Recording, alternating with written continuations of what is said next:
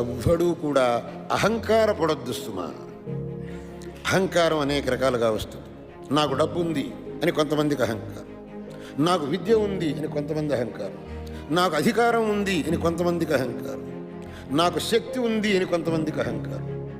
శంకరులు అన్నారు, ఇవి ఏవి శాశ్వతం కాదురా నాయన.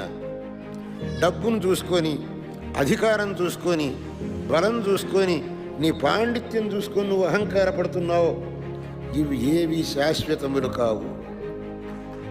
వీటిని చూసుకొని నువ్వు అహంకారపడ్డావు అని అంటే అది చాలా పెద్ద పొరపాటు. ఈ అహంకారం ఉన్నవాడు తప్పులు చేస్తాడు. వాడు ఏమనుకుంటాడు అంటే, నన్ను ఎవడేం చేస్తాడు, నా ఇష్టం, నేను ఏమన్నా చేస్తాను, నా దగ్గర డబ్బు ఉంది, నా చేతుల అహంకారం ఉంది, నేను ఏమన్నా చేస్తాను, నన్ను అడిగేవాడు ఎవ్వడు లేడు.